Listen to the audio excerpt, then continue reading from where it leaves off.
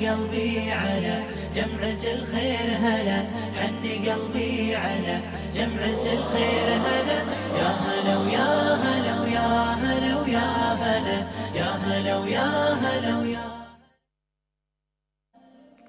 Bismillahirrahmanirrahim. Assalamu alaikum and welcome to the program. This is Let's Talk, coming to you from a very, very, very cold Johannesburg. I thought it's summer, but it looks like we've been pushed right back into winter. So if you are going out, please do see that you're dressed up snug and warm. And the emphasis is on the word warm. Welcome. It's going to be a lovely show this morning. I'm very excited, and I do hope you're going to stay with me right up until 10 o'clock. We're going to be talking about the Young Business Achievers Awards with Rosh Gold. We're also going to be looking at Islamic art and illustrations with a visitor all the way from the Western Cape, and I think she's brought the cold along with her. We'll be wrapping up by talking about hearing loss. We'll have Dr. Atia in studio with us talking about the different forms of hearing loss, and I think we're going to focus on otosclerosis today. So stay with us till 10 o'clock, and remember, lines will be open throughout the show. You can call in and become a part of the conversation. Now, very exciting things happening with Rosh Gold. They have the Young Business Achievers Awards. Lots of excitement. Their AGM is happening next week, Sunday, and the finalists are going to be announced next week. We have Harun Pochi and Ibrahim Suji in studio to talk about this and lots more. Assalamu alaikum. Welcome to the program. Wa alaikum salam wa rahmatullah. Julie, you know what is nice about the weather? There's a breath of fresh air that is going, and today hopefully we show you with our Young Business Achievers. Alhamdulillah. Ibrahim, salaam alaikum, welcome to the program. Wa alaikum salam, thanks a lot for having us. Julie. Lovely to have you here, and I understand this is a long relationship. You worked with Harun for some 15, 16 years? I started at a tender age with Harun in his accounting practice. He's a chartered accountant. That was in 1991. I worked 16 years with Harun in the office and with Rosh Gold, and left in 2005 to pursue a business interest. But we still kept in touch, and we still continue to work on Rosh Gold together. Okay, you couldn't have asked for a better coach or a business mentor. The best I've had. Alhamdulillah. Harun, let's start right at the beginning. For many, many years, you and I have talked on other platforms, and we've talked about the rise of Rosh Gold. Who exactly and what exactly is Rosh Gold? Why should it matter to the community, not only of Roshni, but to the Muslim community of South Africa? Julie, you know, it's interesting. When we started, it was a little stokvel. 5 of us get together. My word. We contributed 100 rand a month, and it grew from that. The 5 spoke to somebody else, and somebody else spoke to somebody else, and before long we were on 100. We had to formalize it. And since then, it has just grown by word of mouth. So we don't have anybody out there selling. We make it as affordable as possible for people to invest. And what has happened is that because of this, a number of investment syndicates have spawned out. Our role has evolved with time, in that investment is our key business, but we've developed a social responsibility / developmental interest in what we do with people. So when you say, how does it impact on the community at large? I think if we can have little incubators like Rosh Gold and use the example of Rosh Gold, one, it can not only empower the community, but also it can empower the broader community within South Africa. Because when you look, there's so many stokvels that are there. But, you know, instead of consumption, if we can create investment, and if we look at this week's midterm budget, where government is saying we don't have money for development, we don't have money for investment, we've got to borrow, this becomes a platform for an integrated approach for development. So basically that's, you know, my take on that. what is really sexy or exciting now is all these side sort of initiatives that are bearing fruition, you know, entrepreneur development, writing and authoring, mentoring, coaching, and it gives me great pleasure in seeing young people grow with us. Let me talk about mentoring and coaching, something very close to my heart, because I think there are lots of young people out there in our communities, in our own families, that need mentoring and coaching. Would you be able to refer youngsters, could you pair them up or match them up with suitable mentors and coaches? Because I think it's our responsibility to groom and grow our future leaders in the Muslim community. You know, you've just used the phrase that I'm very passionate about. Our youth is our future. Absolutely. And when you look at the need for this matching Partnership, or yes. partnership, you know, yes, we can. We need to develop more mentors. So typically, when you look at the judges on this Young Business Awards competition, you've got leading businessmen that are judges. Who are they? Ibrahim is one of them. He's the chairman of Roj Gold. Then we've got Nazir Osman from Broadway Suites. Right. Harun Kalla, who's MK and also chairman of Awqaf. So both the social and the business side of it.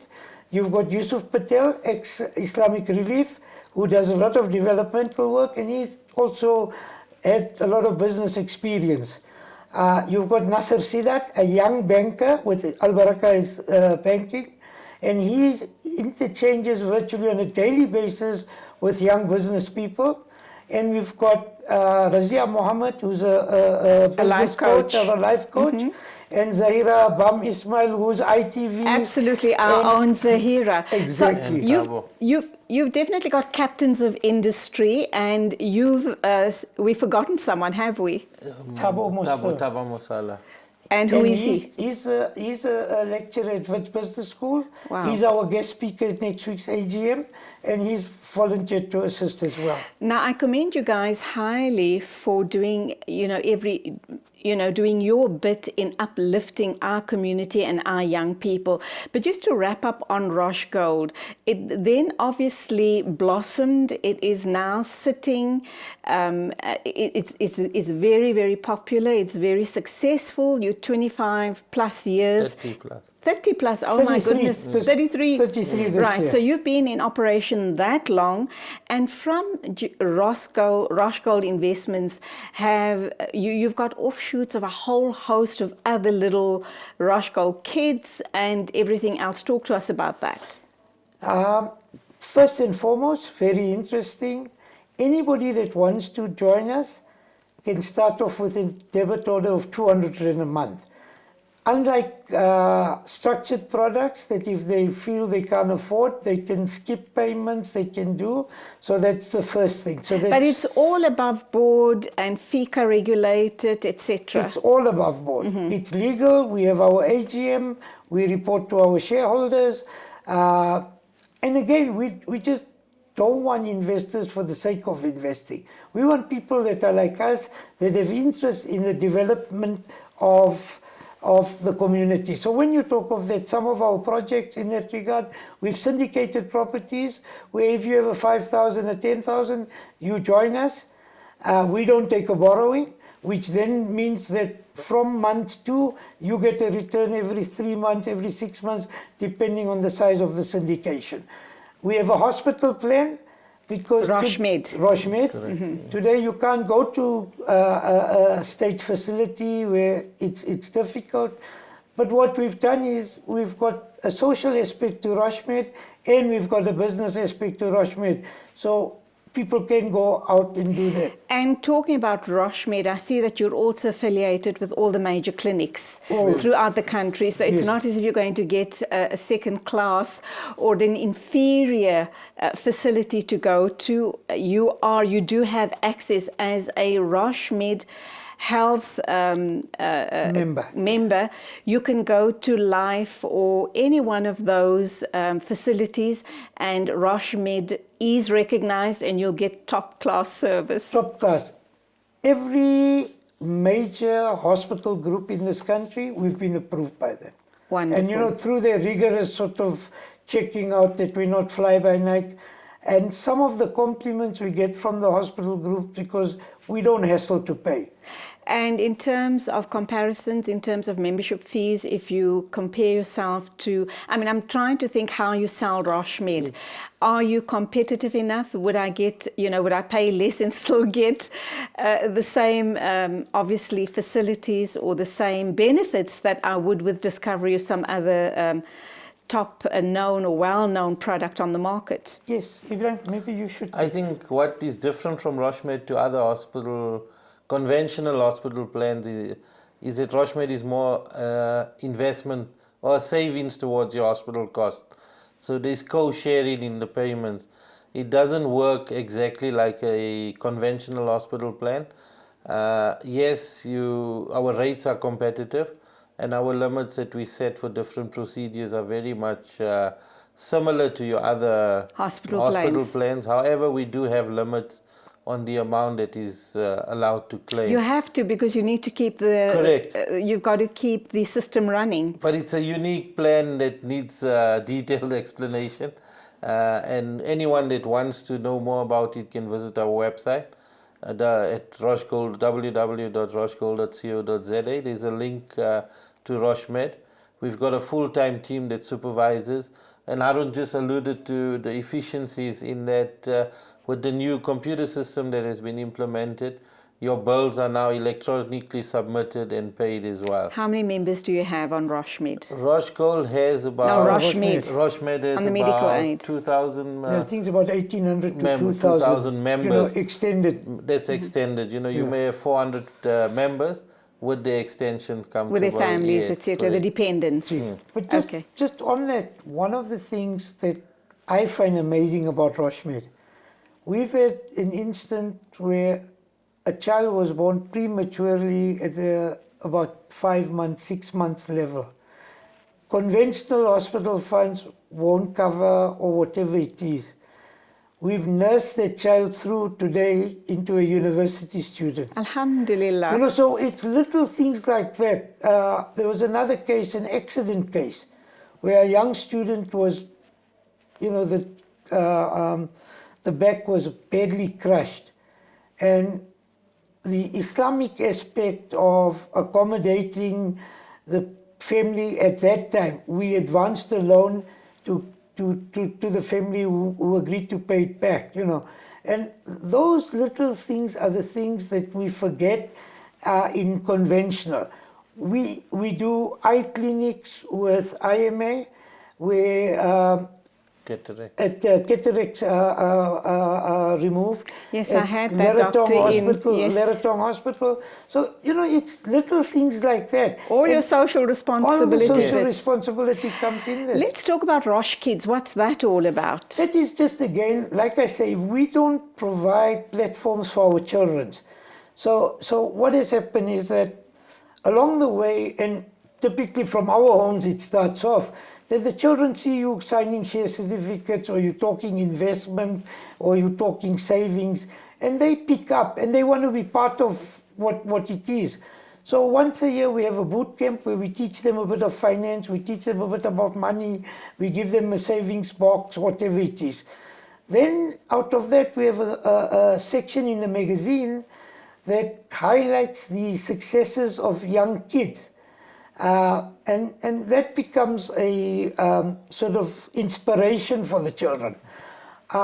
We've got Dr. Zahira Jina, who's a regular contributor to the magazine on mathematics, because our parents don't understand where mathematics is going, you know, especially in the current curriculum. All right, so just Ibrahim, let me talk about technology. Besides technology, I think I just want to digress a little bit. Yes. Harun's brought in the magazine. Yes. And I think it's important to note how the magazine evolved from a newsletter of 4 pages into today at least a 30 to 40 page color magazine that goes out quarterly.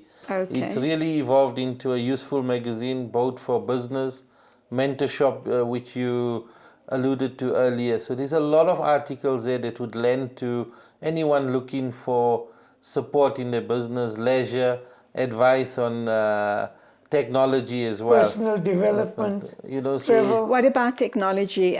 You know, we're in the world of technocrats. I mean, our kids can do stuff that we can't. We can't navigate, you know, on our computers and our phones as they are able to. So what are you doing in that space? We need to capture that gap as well.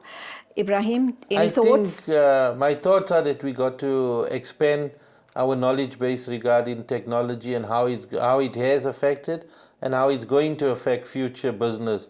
However, as Rojgold, we are purely investment company, and this would be an added value service that we could make use of in the magazine.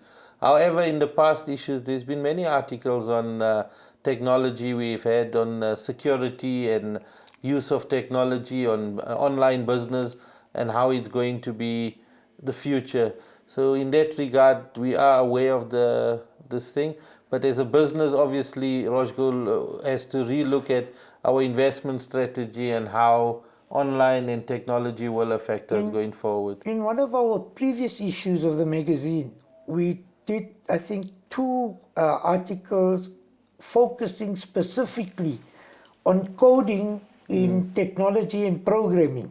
Because if you look at our curriculum, no school does coding in South Africa. Yet when you look in the Western countries, when you look in some of the Eastern European countries, coding is part of schooling already.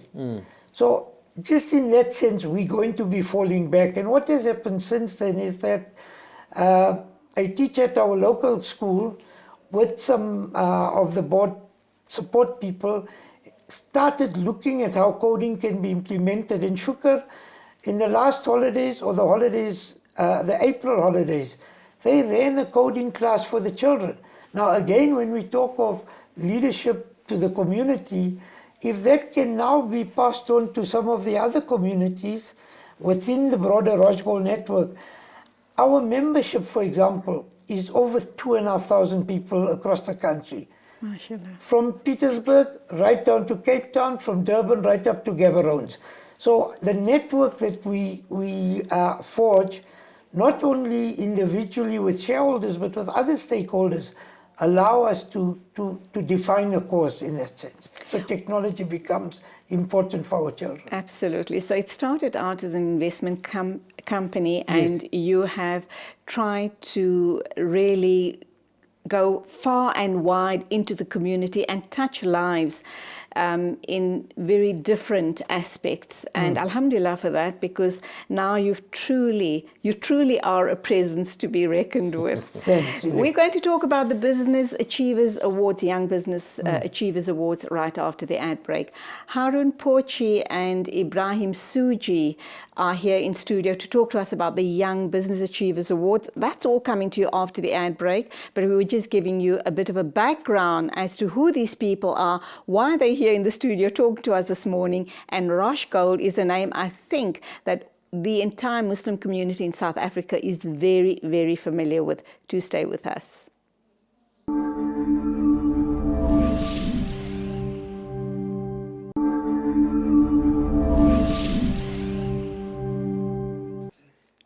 Welcome back. I'm talking to Harun Porchi and Ibrahim Suji. They are here representing Rojgold, and we are now going to talk about the Young Business Achievers Awards, and let's not forget Growing Hands. I think that is a pet project of yours, Harun. Yeah, entrepreneur development is something that's important from a business development perspective, but at the same time community development. If you just think back to our history as a community, a lot of us were in business, a lot of our people were in retail business, and if you look at how the change in economy and the change in the way business is done, we've fallen behind. And also we've encouraged younger people to go into professions, and it's neglected our business sphere. So as a community, we suffer because we don't collect as much zakat. We don't have as much of money coming in for institutions. And the number of entrepreneurs and community leaders are now not from the business class. So when we started looking at entrepreneurship, and especially through the professional practice that I used to run, the need for assisting, especially financially, and from a business knowledge perspective in terms of change. Because when you're running a small mom and pop shop, you forget the bigger picture, and you get involved day to day, and with increasing costs, people deplete the capital within the business, and the businesses die because they don't grow sufficiently. So because of that, Growing Hands came up. Let me just pause there on Growing Hands. Ibrahim, let me ask you this question. When Harun asked you to join him that many years ago, Rosh Gold was just starting up. How seriously did you take this role? And did you ever wonder if the community would support you guys as the success story you are today? I mean, the early days must have been pretty difficult. And did you ever question your role with Rosh Gold? I think what's quite interesting is my history with Rosh Gold and Harun. Just as cold as it is today, it was one cold Sunday afternoon in Roshni when Harun came on or asked one of the guys at the tournament, the MC, to announce that Rosh Gold is launched. It was at the final of, and I said, what are these crazy guys up to? And to me, it seemed like they're buying gold coins at 1,000 Rand. I wasn't too certain. I was a youngster at the time. And my mom was one of the first shareholders. My uncles had invested money with them. When I started after school working for my uncle in his shop, I went to Harun to say I want to invest a little bit monthly. And he asked me, what you doing? I said, I'm studying BCom through UNISA. And he says, no, come and work for me. A year later, I joined Harun. And I should say the rest is history. My first project was Rosh Gold. And I believe in the product. I believe in the company. Its record stands for itself. The fact that today we control assets in excess of 300 million should be a reason Speaks for people. For itself. Yes, absolutely. And what a success story. It is. But it came with a lot of perseverance. It came with a lot of maintaining your integrity was important, because initially the product spread by word of mouth. We never formally advertised, Arun. Let's get back to, I just think that it's amazing and that you stuck through it all, because I'm sure there must have been times when you wondered too, what am I doing here? No, not really. It was an exciting time. In fact, and one of the reasons, even though I left Harun from the practice to join my cousins in a business as working for them, we continued to work together. You still have a relationship. Excellent relationship. Harun, Growing Hands. Yes. If I can just say before you come to Growing Hands, one of my uncles used to say, your grandfather told me never to invest with anybody. So we had challenges like that. I'm just wondering, weren't people a bit hesitant and doubtful about this very informal little structure or business being run by one or two people in the community? Look, I'm sure your family name and possibly your own integrity, helped get you where you are today. But initially, when you start up something like this, there is a lot of fear and doubt, as is with any business that starts up. And 30 years ago, within the community, we had failures. The Islamic Bank was a typical case. Of course. Those used to impact. And that is why we made sure for 33 years, AGM, first week in November, dividends are distributed for 33 years. We account to our shareholders. We have a shareholders forum at the AGM. Look, you're talking about all of your successes. What were the challenges, or there might have been one or two failures? What were those? And I'm sure those were your biggest learning curves. One was a business venture we went into just after 1994. When you talked earlier about technology, these guys came. They said, we need capital to start a technology business, where 10 businesses came together to form one big one so they could do bigger government and tender work. And it blew up in our face. We wrote off 4 million in those days. Sure. And we've learned, we learned out of that. What was important is we accounted to the shareholders for that. But the So you're lessons- above board all Yes. along, Try above all board. along the way. But the lessons we learn is that. The second thing again is that there are a lot of guys who tail onto the success of the group, but who have their own motives. So we try to make it as difficult as possible. They need to contribute before they can get acknowledgement. And we then demand some form of volunteer work. And talking about it, that's where the growing hands thing come in. you know. All right, so what's that all about? And I think that talks directly to Young Business Achievers Awards. Yes. So Growing Hands was an initiative, or is an initiative that started off with the development of entrepreneurs. So typically a lot of young people go into business without formal education. So if we can give them some basics in business, some mentorship, some coaching. So we used to run weekly programs on business aspects at UJ, and we had a lot of I've attended one or two of those. Yes. They were absolutely amazing because you didn't have any Mickey Mouse coming in there and talking. You had lecturers from universities coming in, or specialists in their fields of expertise coming in and talking about business. Correct. So from that, obviously, the mentorship came in, and we realized that we need to support the guy much more than just formal training. So the mentorship kicked in, and financial assistance in exceptional cases.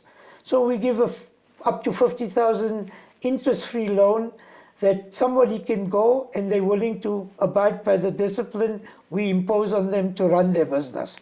So that's where it started off. But again, the way business is going, we find there's a lot of home-based businesses that are supporting homes. Talking about the loans, do you expect some sort of collateral or guarantees? Because 50,000 Rand is a lot of money, and 10 people come to you, you give them these loans up front, and they could just disappear overnight. The criteria is strict. We do vet the applicant. Obviously, it's more startup capital. So it's very small businesses. To be honest, sometimes we gave 5,000 Rand for someone to generate some more interest in his business and profitability, and it's worked. You take the risk. We're very circumspect, Arun, about who we give. Obviously not collateral, but we need some reference as to where the person is, who do they know in business. It just helps in making your decision easier. And Growing Hands continues to encourage entrepreneurs out there to come forward and say, look, I've got this idea, I need to kickstart it. How can you help?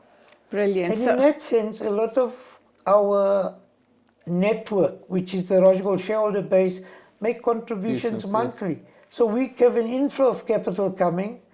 We very careful in how we give it in.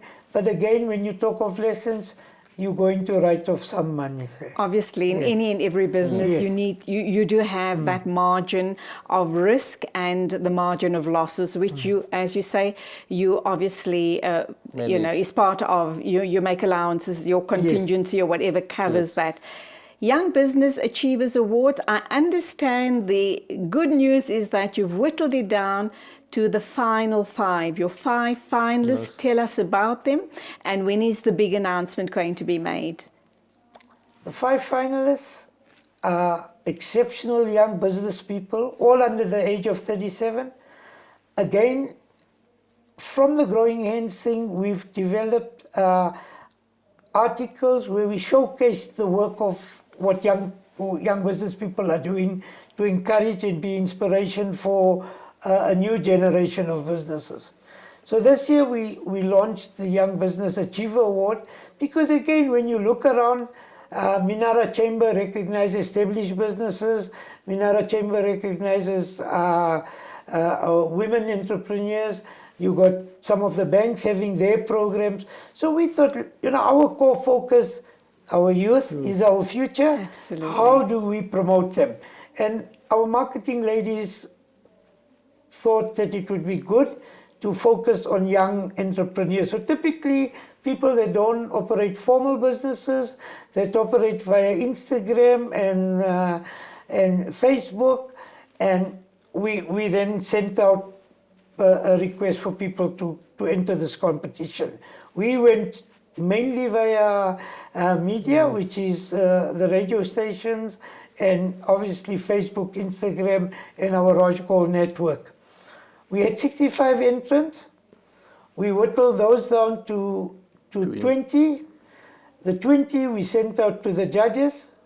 They've come back with 5 that they thought offer the best.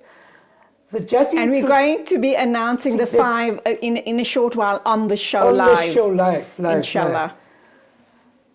So the criteria was very interesting in the way we developed. It's the first time you're running it. There's no core history that you could go back to and see how. So we researched within the shareholder base, established businessmen, and to answer your question of earlier, how are these people leveraging technology? How are they really reaching the market in the sense of marketing their businesses? What self-development do they do? And obviously the corporate social responsibility as Muslims, we understand that we got to give. So those were, I think, the core criteria. And creating employment. And creating employment. Okay, we've got about 4 minutes left to wrap up time. Who are our 5 finalists? And they obviously, the finalist is going to be announced next week at the AGM. Yes. Right. And the winner. Yeah, that's a winner. Yeah. Of course. Right. The type of businesses they run, very interesting. We've got people in the food industry, we've got people in the health side of it, and then we've got a youngster that is doing web designing. Okay, so talk to us a little bit about each of them, knowing that we've just got 4 minutes left. Okay. The final 5, the first one. Give us their names, please. Is Ashraf Kadwa from Durban. The business is Chili Chocolate Chefs. Oh, sounds divine. No, it is. And they're very dynamic. Chili Chocolate Chefs. Yes. Okay. So that's the first one. The second one, and this is... Just tell me a little bit about what they obviously they do chocolate. Catering, chocolate and food. Okay, okay. And they qualified chefs. Right. They've done their time working, and they cover events, they cover weddings, they cover social occasions, and they basically do a quick pop-up store, cook, and then serve your guests. Brilliant. Okay. The second guy is a guy by the name of Matsenga Mabaso. His company is called crazynerd.com, and his is a fantastic thing. He decided that he wanted to uplift the underprivileged community in a sense of providing a platform for them. So he offers a web designing service, a hosting service, and he charges between 500 and 1,500 for a web page. Wow. Primarily operating in the townships and uplifting What people. an amazing service to the townships. Exactly. Right. The third one is Fahima Mohammed. She's doing health water, calls herself Restore Health Water, alkaline water, which means, and from a pure health perspective, some of her research, some of the partnerships she's worked with Cancer South Africa, she's worked with the young ANC youth movement, and to see how that impacts on the broader youth. And she's had fantastic results. Well, I certainly need to talk to all of these people and showcase them here on ITV. I think you definitely have to, Julie. Okay. Really, it's fantastic. All right. The fourth candidate is Zakia Mita, a lady from Durban. Her business is called Sugarlicious. She's now opened a store in... I actually think she was featured on Zahira's show. Yes. She opened a store now in Durban. She's operating out of a store. But she also has done her rounds in Gauteng, come around, did a lot of desserts, a lot of ice cream, and some of the stuff there. The last one is Hamza Pandor, youngster from Mayfair, joined his brother in his business. The two of them got together and have created a lovely concept called Pandor Exclusive Designs. they do kitchen units, they do built-in cupboards, they do design work. So what is the edge that they have? Because you have a lot of people in the market right now, very established kitchen and cabinet makers in the market. What's unique about Pando's? To me, from what I saw on the application and from the exchange that I had, they're young, so they've got ideas. 2, they've spent time on developing themselves so they could be of service to their customer base. They're involved with Department of Trade and Industry. They also are very creative in what they do. So I think those are the three. Are they competitive enough to create a niche for themselves in this market, which is a very expensive market to be in? I think they're catering for a more exclusive design, you know, personal service, and obviously exclusivity, so it comes at a price. Of so course. It's for people that can afford it as well. So those are your 5, if I can just All right, repeat. we've almost come to the end of the show. Just mention their names very quickly. And Ashraf then Kadwa, Chili Chocolate Chefs, Matsenga Mabaso, CrazyNerd.com, Fahima Mohammed, Restore Health Water, Zakia Mita, Sugarlicious, and Hamza Pando, Pando Exclusive Designs. I just want to add 2 young people.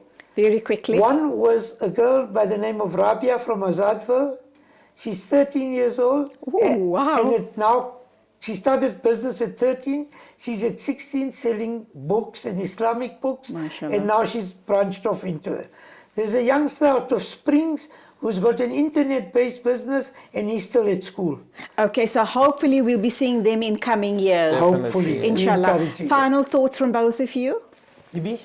We look forward to announcing the winner at the AGM. Inshallah. We also look forward to having a successful AGM. It will be. And I think this Young Business Achiever Awards must inspire more of the youth to come forward and show that entrepreneurial spirit that's supposed to be resident in us.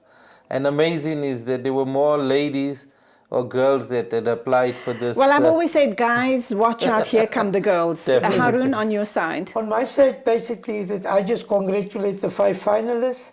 There's some lovely prizes to be won. You know, we've got... What's the top prize? Top prize is a Mac a laptop computer worth, I think it's about 17 or 18,000 rands. Right. We've got Al Baraka sponsoring cash for the winners. We've got Rochmed sponsoring a package for them as well. Razia Mohammed is going to do coaching with the winners, 3 sessions of coaching. We're going to showcase them in the magazine. That's all 60 of them. And we're going to also do specific profiles on the 5 finalists and the winner, subsequent Well, winner. I look forward to all of that. And like I said, we'll try and showcase them here on ITV as well. Thank you so much for being with us. I know that next week's event is going to be a great big success. And of course, lots and lots of luck to the 5 finalists. I think it's amazing. And all the other contestants that entered, even though you haven't made the 5 finals, all I can say is that just having entered makes you a winner. It shows where your heart and your passion lies, and you are a winner already. So good luck to one and all, and to the finalists as well. Congrats from everyone here at ITV. Time for our next ad break. When we come back, we'll be talking about, well, I'm not sure who's coming on first, our ENT, or is it our guest from Cape Town talking to us about design and illustration. So do stay with us.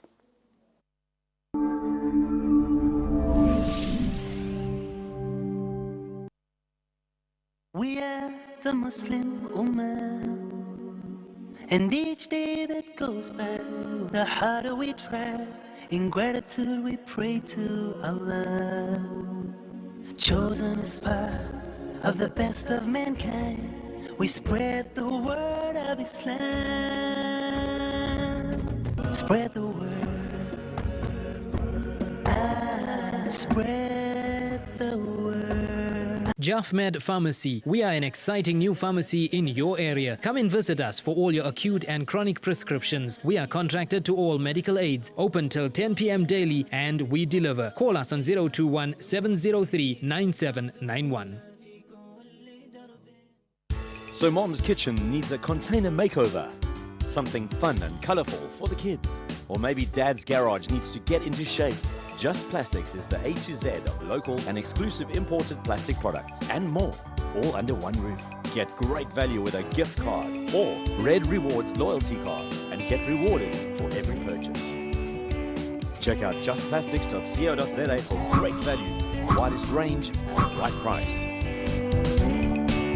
Flywell Travel presents a variety of Umrah packages for November from as little as 15,000 rands per person sharing. Departs 13th November and 28th November, ex-Durban, Johannesburg, Cape Town, inclusive of all airport taxes. Contact Flywell Travel today on 08 600 10 786 or visit www.flywell.co.za. Are you importing or exporting products for your business?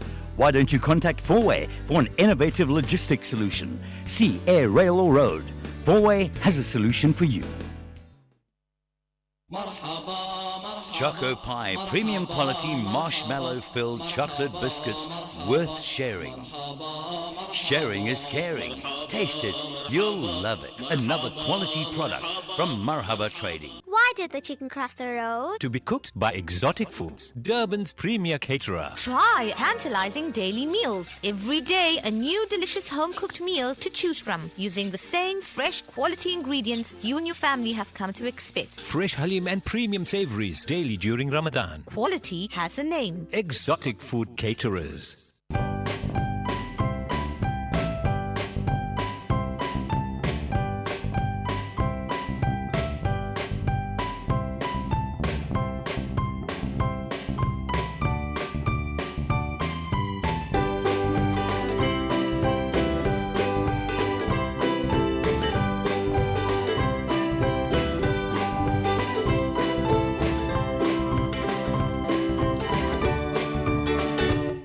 Visit Mega Linen and give your house an international makeover with essential linen at local prices. Take 2 standard pillows for $39.95, Continental pillow from 60 Rand, Casa duvet inners from 79 Rand. Don't miss out on our essential bedroom deal from 629 Rand single bed, including duvet cover, duvet inner, fitted sheet, base wrap, standard pillow, Conti pillow. Choose from a variety of designs. Only at Mega Linen. Visit us at 148 Lansdowne Road, Jacobs, Durban, or our new store at 262 Stamford Hill Road, Durban. Mega Linen, that's the one.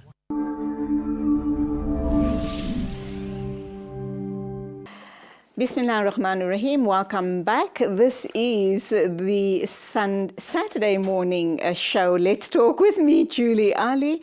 Lovely to be with you on the show. And now we have a visitor all the way from Cape Town. She's going to be talking to us about her life as an illustrator and how it has veered her into the direction of Islamic art and calligraphy. Shamim Madasi, assalamu alaikum. Welcome to the program. Wa alaikum salam. Thanks so much for having me. Lovely to have you here. And I'm just looking at these amazing books that you have actually worked on. It's the Asma al-Husna, the 99 names of Allah subhanahu wa ta'ala. You've got lovely colouring pencils with it as well, and a whole host more. But before we get there, let's talk about your journey and how come you've landed up in this space. You went to varsity and you studied what? Well, I went to Cape Technicon, right? And I studied graphic design. Initially, I wanted a career in the more entertainment industry, designing things. But then For example, what? Well, in terms of like CD covers, I was very much into music. So CD covers, T-shirts, those sort of things. And then I found illustration. And then that was part of it, is that I really wanted to be a children's illustrator. Was this a passion for you from the time you were young? Were you always very creative? Were you always sitting around and scribbling and doodling and colouring in and illustrating? From primary school to high school, most of my physics books have drawings on the side where my attention sort of wavered. I've always been drawing. I'm very fortunate to have parents who've encouraged me all along the way as well. But my thing is, most people, they all start drawing, but they all draw the houses with the trees and the parents, and some of us just don't stop, and I'm one of those that didn't stop. Well, the only thing I've ever drawn, are stick people. So that's, the furthest I've gone. How many times I hear that. But I truly believe everybody has the potential to do any sort of creative thing, because the stick people line comes up so much. But I think people must just persevere. It's all about persevering, really. Now, apart from, we're going to get back to your time at Technikon. Apart from these amazing books that you've done, I also know that you've done books for the elderly or for older people, and that's very specific. It's to help them in some form of rehabilitation. But what about actual drawings, aesthetic art, for example? Have you ever dabbled in that? Oh, yes, lots. My bread and butter is usually textbook work, which is very much about communicating ideas and situations across. So I do quite a variety of artwork. I produce artwork for conventions as well to sell as posters. I do comic books as well. I've done... Are comic books still around in this day and age? Oh, yes. South Africa has a very blooming comic book industry. There's tons of talent out there. It's really heartening and amazing to see the amount of talent that South Africans have. And the comics industry is flourishing, yes. Okay, so you went to Technikon, and what sort of future were you now envisioning for yourself at Technikon as an illustrator? Were you thinking, once I'm done here, thinking about the type of career path you're wanting to follow and the type of opportunities possibly available for you or not available? Well, when I actually started with graphic design, I thought I would be possibly more in the design aspect of things. And I did, in the beginning, start at an ad agency. And then I freelanced, illustrated for a while at textbooks, doing textbooks and things like that. And then I went to a children's publishing company where I was lucky enough to do some illustration and some design. So I combined the two. So we did children's products, which was lovely for me because I love doing that. And then after that, I went to a comic publishing place where I did the finishing art. So, for example, if the character needed to be changed from being happy to sad, they go, okay, can you make this change? And then I would make the change on the comic. So I didn't originate the comics, but I would edit them and finish them off and, add sparkles and finishing touches to it. So it's been an interesting journey. And trying to do something like illustration it's not the easiest thing in South Africa. Why not? In terms of getting work and getting paid I should imagine it's a very small industry. It is quite a small industry. It's not that you can't be successful. It's just you have to work really hard and be very passionate about what you do in order to succeed. It's constantly looking for work and trying to, because people have bills to pay. So you need to. So you studied. You were studying graphic art and design.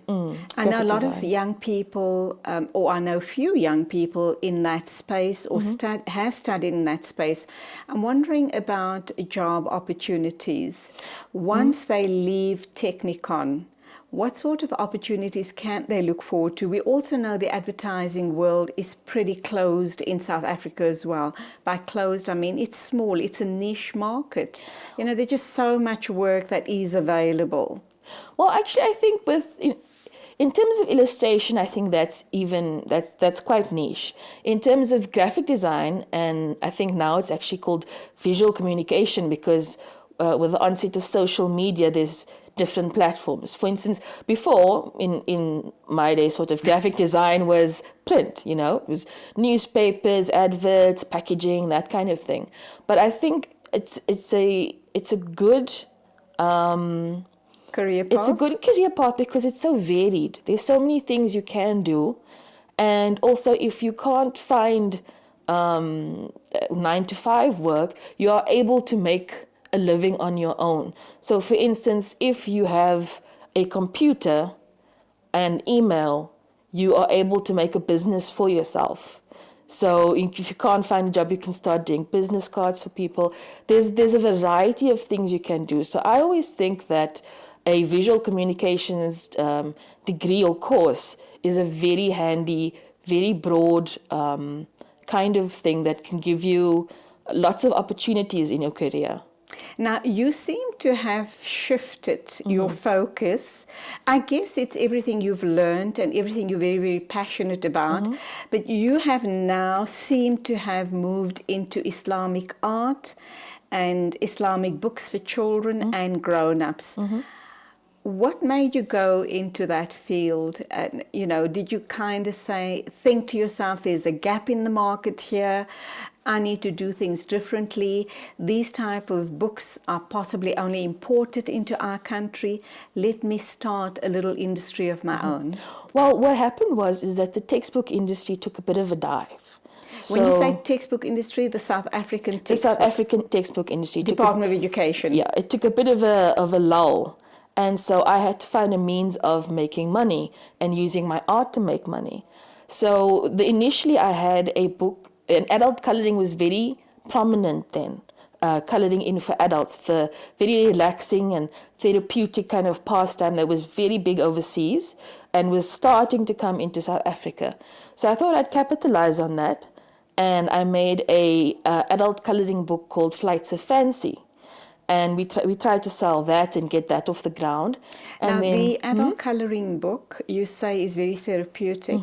Was this targeted at people, older people who were possibly bored or possibly sickly and they were trying to heal themselves or going through a path of healing, and this would aid in their healing? Definitely.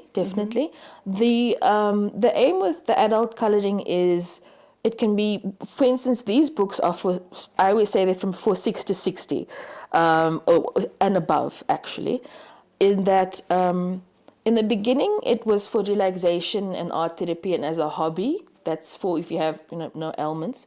But there's been amazing stories about how it helps people deal with pain, the act of colouring in. It relaxes their mind. It takes the focus off the pain. I had a beautiful story. It actually brought me to tears. There was a lady that came special. I was at one of the markets and her son was there, and he said, "Oh, my mother has one of your books and she really enjoyed it." I was like, "Oh, that's nice, thank you." And 20 minutes later, he came with his mother, with the books, and she showed me what she had done. And she explained that how it had helped her deal with her illness and her pain.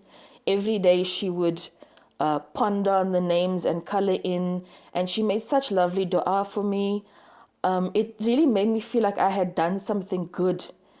So it's not the only story I've heard of how these books are actually very helpful for dealing with pain and stress and just calming the mind.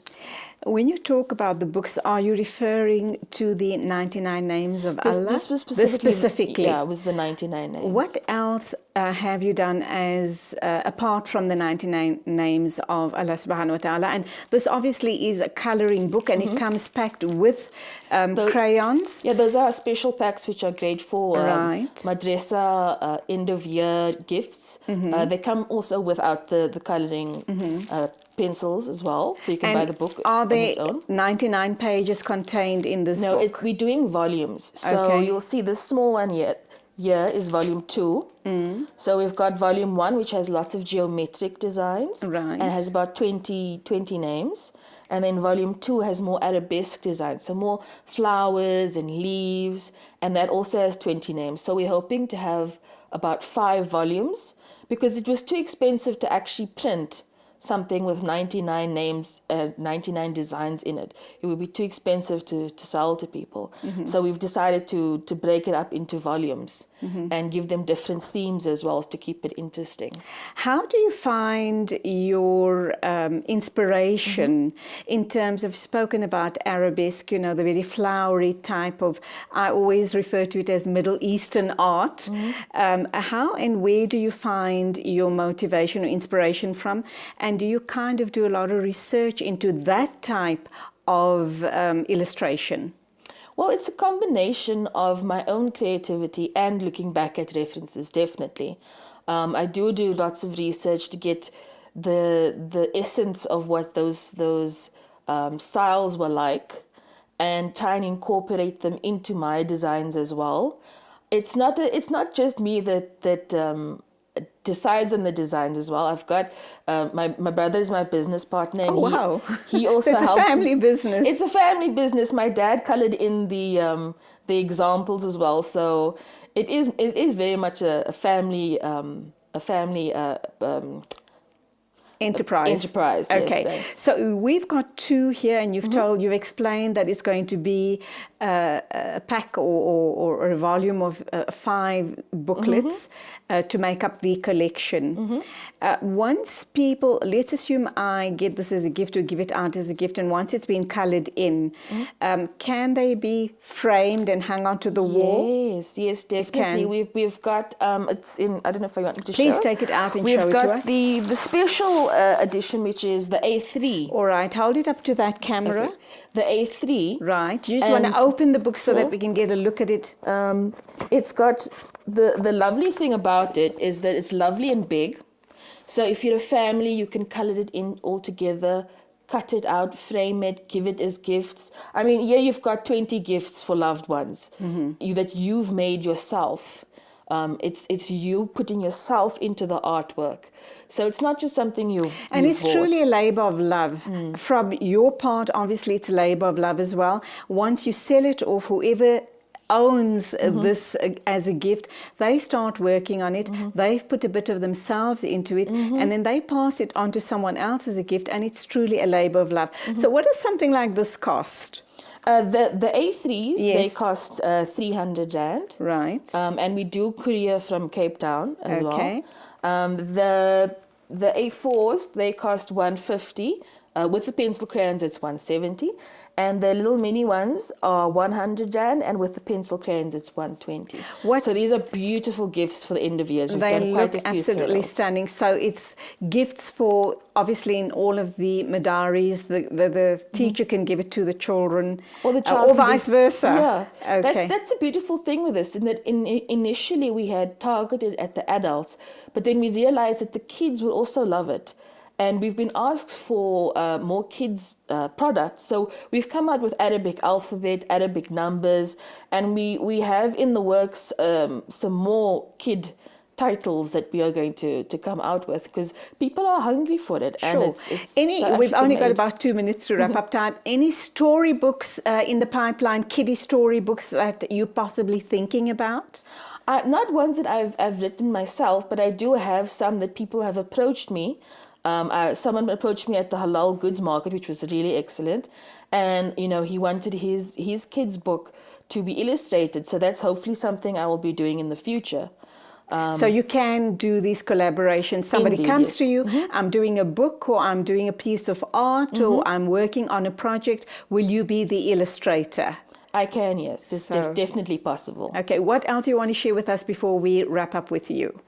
I just like to encourage people to let their creativity show, to enjoy it, to realize that there's a spiritual aspect to art, and to embrace it and see the actual importance of art in our lives. Because I don't think people sometimes realize how important it actually is. That we do have beauty within us. Yes. How different is this, my final question, how different is this to calligraphy as we know it? Well, calligraphy is for me, it's another ballgame. I'm not very fluent in calligraphy. I had to use reference for this. I admire the people that are able to use Arabic to make those amazing forms and it still makes sense.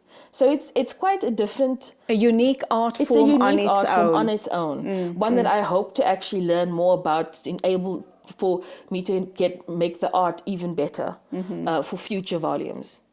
So. Well, we wish you lots and lots of success. Alhamdulillah, I have no doubt that people are going to contact you to place their orders for this amazing work that you're doing. And we do hope you grow from strength to strength, and that we can talk to you again sometime soon on your next visit to Johannesburg. And we know that you're going to come in with some amazing samples of work to show us. So go well. Thank you for joining us. Thanks so much. My pleasure entirely. The lovely Shamima Darcy with the equally lovely illustrations by way of the books that we just showed you on camera just now. So if you're interested, you know who and how to get in touch with her. We do have the details. I think it was scrolling on the bottom of the screen as we were talking. We're going to wrap up the show this morning with the more serious stuff, and that, of course, is a medical slot. We'll be talking to Dr. Attiya. He's an ear, nose and throat specialist, and we're going to be talking about hearing loss. So do stay with us.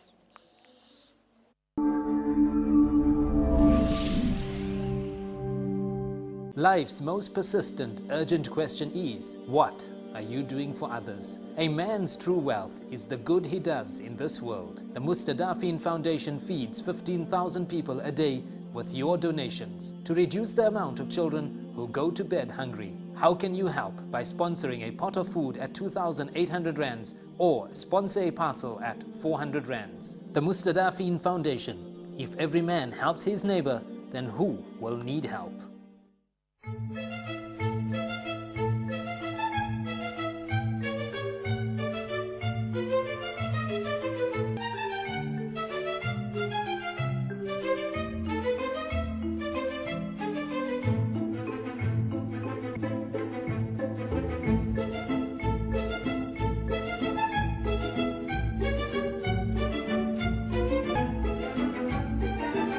Trent, Tap and Tile or Monday, your home, our passion. For over 78 years, Masons have capitalized on good old-fashioned family values and service. Today they have 3 branches in Benoni, Bethlehem and Balfour.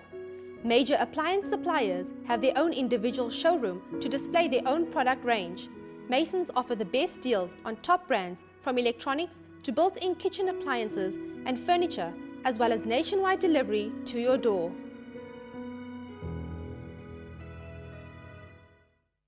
So Mom's kitchen needs a container makeover.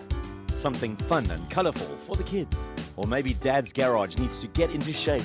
Just Plastics is the A to Z of local and exclusive imported plastic products and more, all under one roof. Get great value with a gift card or Red Rewards loyalty card and get rewarded for every purchase. Check out justplastics.co.za for great value, widest range and right price. Welcome to Star Meats in Durban. Here you will find out that service is not a thing of the past. You will find a great store featuring unique and specialized items from bakery to frozen foods, canned goods, sauces and marinades. Our meat selection features the finest chops, steaks, mince and chicken pre-packed and cut to order, with a vast variety of marinated meats for that perfect braai. Star Meats, committed to quality and freshness for 60 years.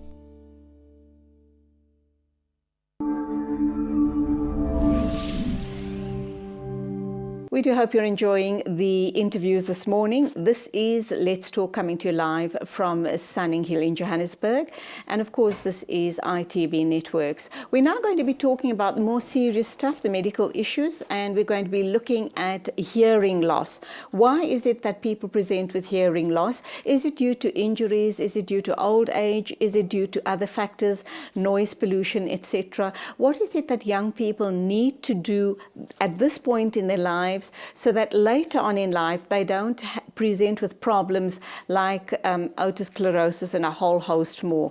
Yahya Attiya is a doctor. He's an ENT specialist. He's going to tell us where he practices from, and we're going to focus on hearing loss this morning. Yahya, assalamu alaikum. Welcome to the program. Lovely to have you here. Oops, that's fine. Lovely to have you in the studio. And tell us, where do you practice? So I'm an ENT surgeon. I'm primarily in government at Baragwanath Hospital, but I have a small private practice in Krugersdorp in Rosebank. It's part-time. Okay.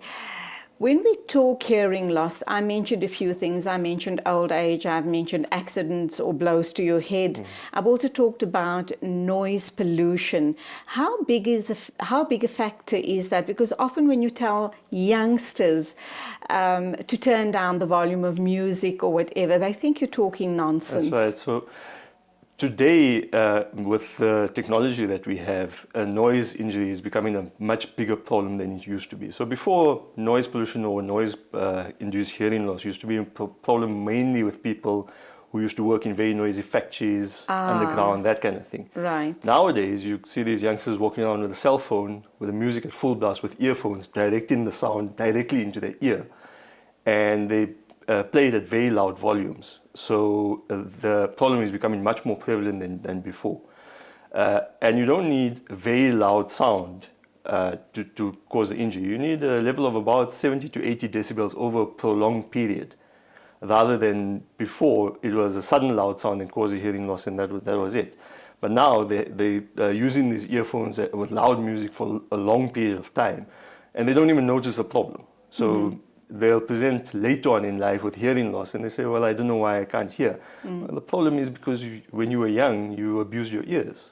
Let's look at, in general, genetic factors. If you come from a family that, and it doesn't matter what sort of condition that they suffered from, but just a family history of people having ear problems, constant earaches, hearing, difficulty in hearing, etc.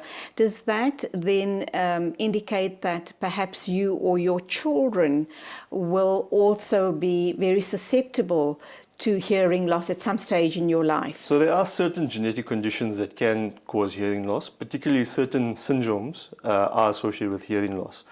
But in terms of familial inheritance, the one that we know of definitely is otosclerosis that we're going to talk about. And otosclerosis is, not to go into too much detail, but it's inherited in what's called an autosomal dominant fashion, which means that if your parent has it, then you are definitely going to have the gene that causes it.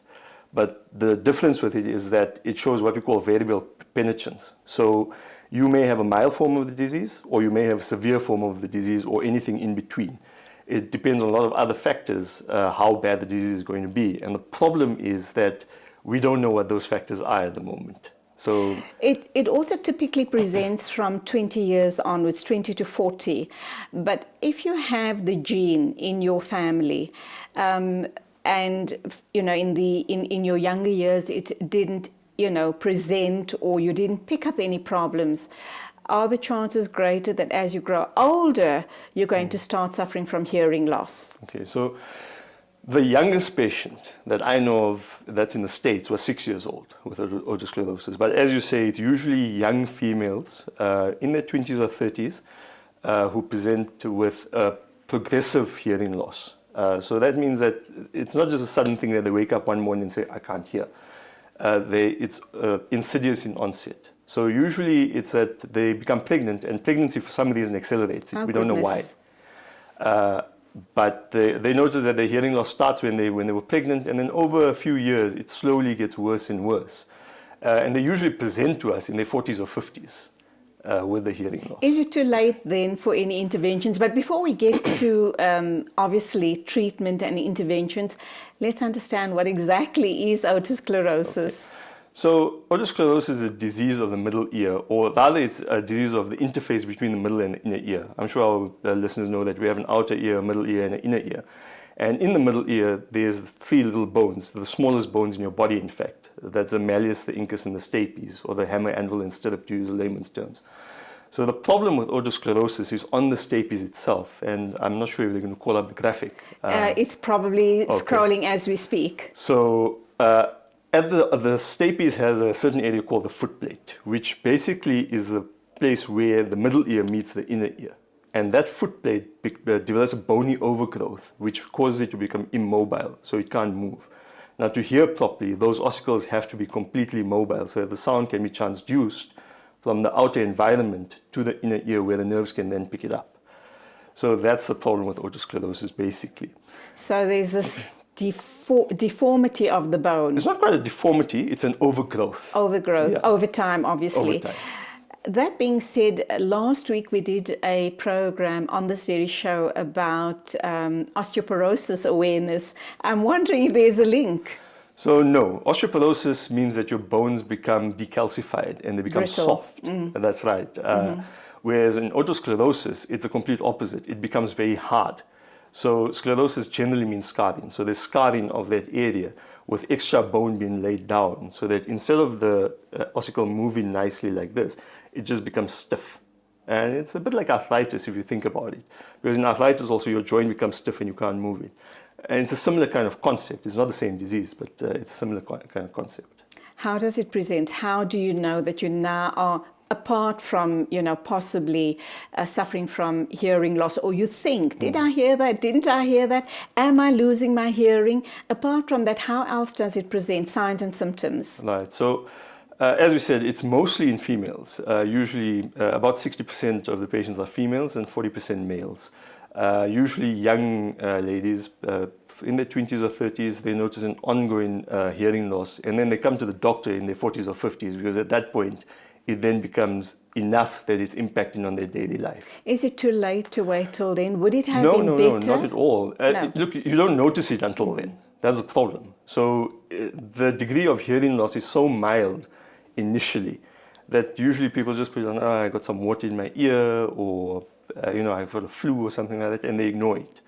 So you only pick it up in your 40s or 50s, and it's definitely not too late to treat it at that point, because that's when we treat it anyway. And then, they don't usually have any other major symptoms. So the main symptom is hearing loss. So with this condition, otosclerosis, we're talking about hearing loss. Is there any pain involved? And what sort of treatment options are we looking at? No, it's generally a completely painless process. Obviously, it can coexist with other conditions such as ear infections and that kind of thing, and those can cause pain. But otosclerosis by itself is not painful.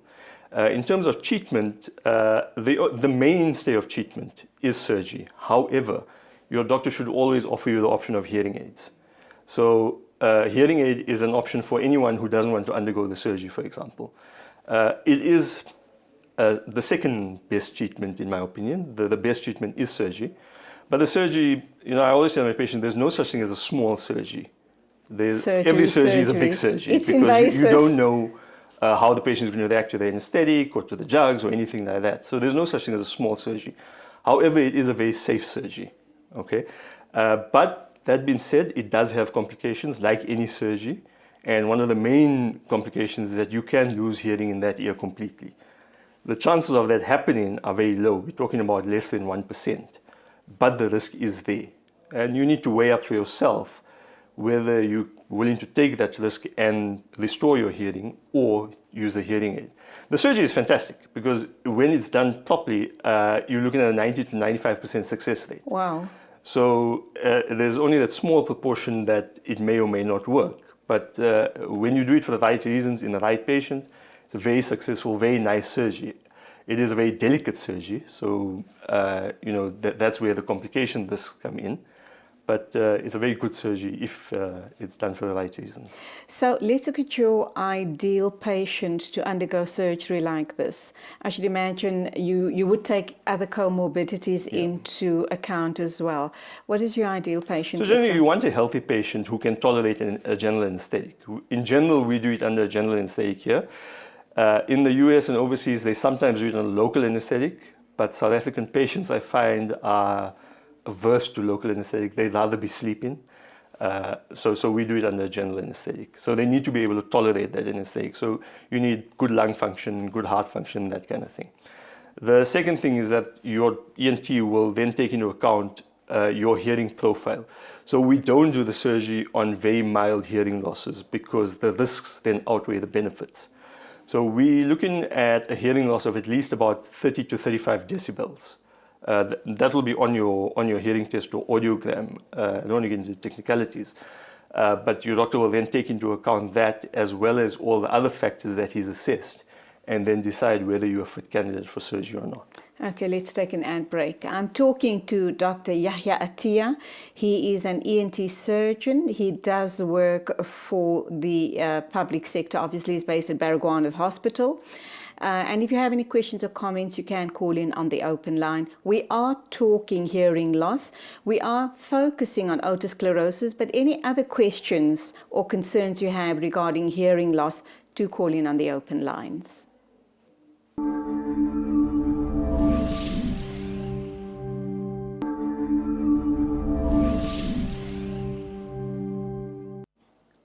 Welcome back to the final segment of the show this morning. We are talking to Dr. Yahya Attia. He is an ENT surgeon based at Baragwanath Hospital, and he does have a tiny little practice that he works out from time to time. If you have any questions or comments, please do call in on the open line. We're focusing on otosclerosis, but if you have any other question you'd like to ask about, please do call in.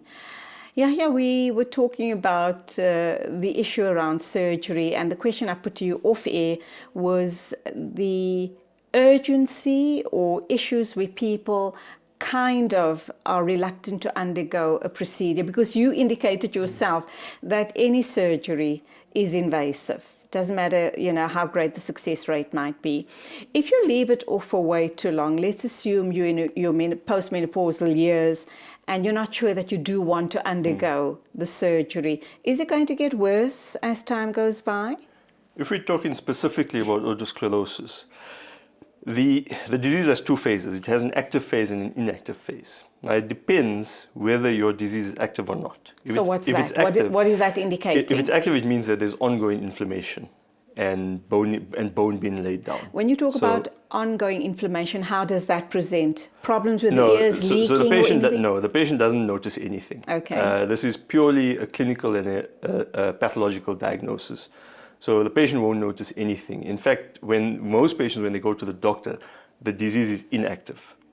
Okay, so if the disease is active, the doctor will usually not do surgery. It's only when it's inactive that he'll do surgery. So when it's active, he'll give you some pills to try to arrest it and to make it inactive first. As far as delaying the surgery goes, there's no real problem, but the disease can progress to a point where the risk of complications is higher. So the patient really needs to weigh up for themselves now. Are they willing to take the risk of the surgery? And as I said, the risks are quite low. We're talking about, a 1% risk, which means if I operate on 100 people, one person might have a problem. It's not even a guarantee. So it is a very safe surgery. But the patient obviously needs to weigh up for themselves now. Am I willing to live with the disease? Because it's not a life-threatening disease. It's a lifestyle problem disease. Okay, so it's a quality of life. That's the word. It affects quality of life, but it's not life-threatening at all, unless you drive in and you can't hear traffic. So there are secondary factors that may cause problems. That is a problem then, but the disease by itself is not like a cancer where it's going to kill you by itself. Let's talk about issues around hearing loss now. And obviously, with time, a person that has been diagnosed with otosclerosis, what you are saying is that over time the hearing loss is going to become more significant, and possibly at some stage they're going to have to make a call as to whether they go the hearing aid route or have the surgery, which, as you've also indicated, is invasive, but it's a chance you take. In terms of, when I mentioned friends and family that I was going to have you on air, I had a whole host of questions popping up. Someone said to me, and I don't know if this is related to otosclerosis, is that she has this sensation in her ear almost every second day or every day. At certain times of the day, it feels as if her ears are blocked. You know the feeling that you get when you're in an aircraft, when your ears get blocked up. Why is that? Is it related to the otosclerosis? So it's unlikely to be related to the otosclerosis. There's a number of causes for it. But in an aging patient, we need to start thinking about things like Meniere's disease. Meniere's disease is quite common. It causes dizziness or vertigo. It causes ringing in the ears. It causes that feeling of pressure in the ears. And it can coexist with otosclerosis. And that's where the problem sometimes comes in, where you operate and you fix the otosclerosis, but the patient also has Meniere's disease. And Meniere's disease, you can't make a definitive diagnosis while the patient is alive. There's various criteria that we use. And we can only say, the best we can say when the patient is alive is that the patient has probable Meniere's disease. The only time you can say that the patient definitely has Meniere's disease is when he dies and you do a post-mortem on him. What about someone who has a problem balancing, or maybe they don't fall around? We know older people do have the problem, but just when whilst the person walking, that they don't seem to walk in a straight line. They seem to kind of walk all over the place. What's that indicating? We need another, probably a 2-hour show to talk about that. Those are the most difficult patients we see in ENT practice, is the patient who's feeling off balance or dizzy, in inverted commas, because patients' interpretation of dizziness and what's actually dizziness is two very different things. So you get people, for example, who have high blood pressure or low blood pressure, who say they feel dizzy when they stand up.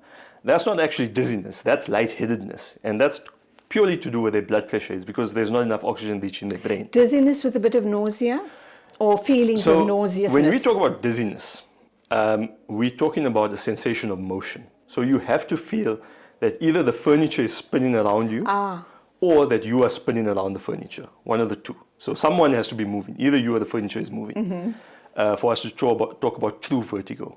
And vertigo can have multiple causes. There's two main areas that are a problem with vertigo. It's either the ear or the brain itself. So with the ear, there's a whole lot of causes that can cause vertigo. One of the commonest is called benign paroxysmal positional vertigo. And that is a really simple, benign, not dangerous disease. And it's quite common in elderly patients where they turn their head to one side or the other and they suddenly get dizzy. It usually lasts for a few seconds and it's quite easy to cheat. But like I said, to talk about dizziness, we need another 2-hour segment. All right, and you won't believe it, we've just got a minute to go to wrap up time. Have we concluded on otosclerosis? Is there anything else we need to talk about? No, I don't think so. But the one thing I'd like to say is that patients often tend to put things off and say, no, it will become right, it will come right.